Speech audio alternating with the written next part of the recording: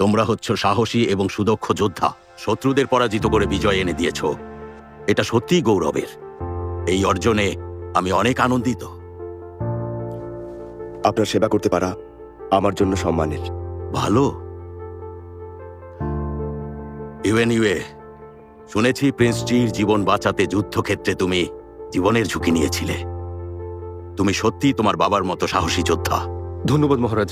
Prince জি খুবই সাহসী এবং জ্ঞানী, সুদক্ষ যোদ্ধা। আজ উনি না থাকলে আমি যুদ্ধক্ষেত্রেই মারা যেতাম।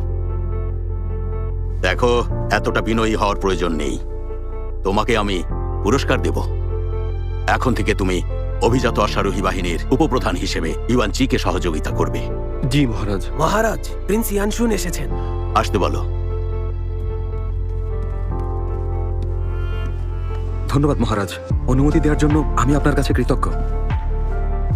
মাথা ওঠাও। অসংখ্য ধন্যবাদ। অনেকদিন দেখি না, কয়েক বছর কেমন কাটলো? আপনার দয়ার কোনো তুলনা হয় না। আপনার কাছে আমি কৃতজ্ঞ। এখন ভালো আছি। সে সময় তুমি অনেক বেপরোয়া ছিলে, সেজন্য তোমার পরিবর্তন আনতে দূরে পাঠিয়েছিলাম। এখন প্রায় 3 বছর শেষ হতে চলেছে। তোমার স্বভাব চরিত্রে কি কোনো পরিবর্তন এসেছে? বিগত বছরগুলোতে আমি রাত দিন পরিশ্রম করেছি নিজেকে বদলানোর জন্য। আপনার সমস্ত শিক্ষার কথা স্মরণ করে নিজেকে আমি বদলে ফেলার চেষ্টা করেছি। মহারাজের প্রত্যাশা পূরণের যথাসাধ্য চেষ্টা করেছি। কথাটা শুনে ভালো লাগলো। যাই হোক, তুমি বাবার মতো হওনি। ছোটবেলা থেকে চাঙানে বড় হয়েছ, চোখের সামনে বেড়ে উঠতে দেখেছি।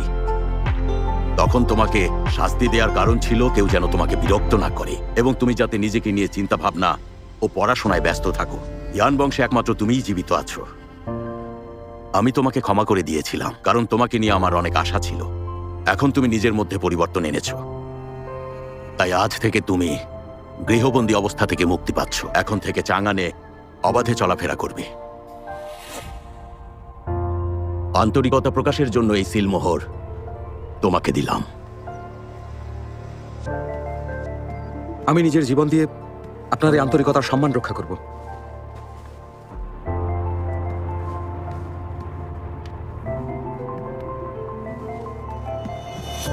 ঠিক আছে, এখন উঠে দাঁড়াও। ও হ্যাঁ, তোমাদের আমি যে কারণে এখানে ডেকেছি, একটা জরুরি বিষয়ে কথা বলার আছে।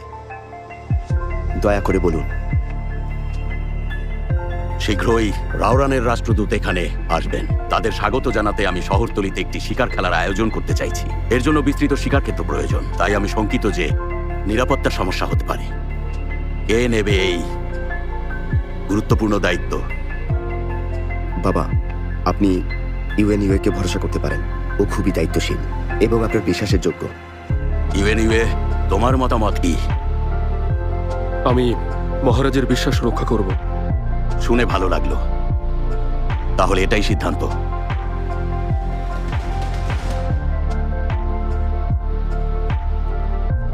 তোমাকে আগের চেয়ে অনেক দুর্বল দেখাচ্ছে। আপনি সবসময় শক্তিশালী। গত কয়েক বছর ধরে সীমান্তে কঠোর লড়াই করেছেন। আমি তখন শহরে গৃহবন্দী ছিলাম। আপনাকে ধন্যবাদ জানানোর তেমন কোনো সুযোগ পাইনি। আমি ব্যক্তিগতভাবে আপনাকে ধন্যবাদ জানাতে চাই, কারণ আপনি উত্তরিয়ানকে বাঁচাতে চেয়েছিলেন, প্রয়োজনে সাহায্য করেছিলেন। আমি যতদিন বেঁচে আছি আপনার এই কৃতজ্ঞতা কখনো ভুলব না। এটা তোমার উদারতা। তোমার জন্য তেমন কিছুই করতে পারিনি। এখন যেহেতু বাবা তোমাকে ক্ষমা করে দিয়েছেন, আমি আশা করি তুমি নতুন জীবন শুরু করবে। সামনে অপার ভবিষ্যৎ। মহারাজ সত্যি অনেক ক্ষমাশীল। ওনার কাছে আমি চিরঋণী। একটা জরুরি সংবাদ আছে, মহারাজকে এখনই জানাতে হবে। আচ্ছা বলো, কি এমন জরুরি বিষয়? কাল রাতে রাজকীয় সমাধিতে আগুন লেগেছে। জেনারেল ঝাও আগুন নেভানোর জন্য অশ্বারোহী বাহিনীও মোতায়েন করেছিলেন, কিন্তু জমি শুকনো থাকায় কোনো কিছুই কাজে আসছে না।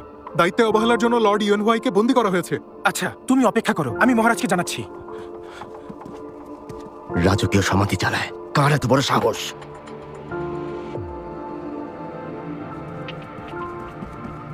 প্রিন্স ইউয়ানজি, বলো, কি বলবে? আপনার সাথে মহারাজের কিছু কথা আছে, তাই আপনাকে অপেক্ষা করতে বলেছেন। ইয়ান শুন, পরে আবার কথা হবে। যা ভালো মনে করেন আপনি।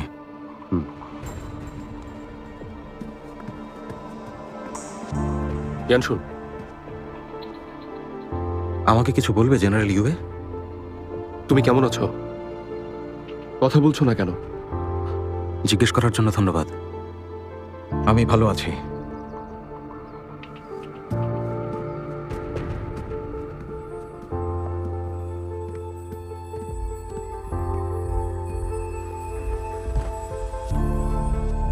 ডেকেছেন এজন্য আমি কৃতজ্ঞ। ওসব নিয়ম রাখো। এসো আমার কাছে বসো। ধন্যবাদ বাবা।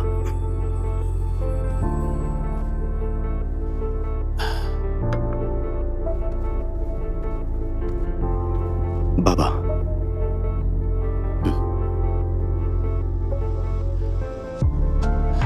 দেখো, পৃথিবীটা একটা যুদ্ধক্ষেত্র। এখানে প্রতিযোগিতা থাকবেই। একজন সেনা উপপ্রধান হিসেবে বিদ্রোহীদের যেভাবে দমিয়েছ, এতে আমি অত্যন্ত খুশি হয়েছি। ধন্যবাদ বাবা। যাই হোক, এসব বলার জন্য ডাকিনি।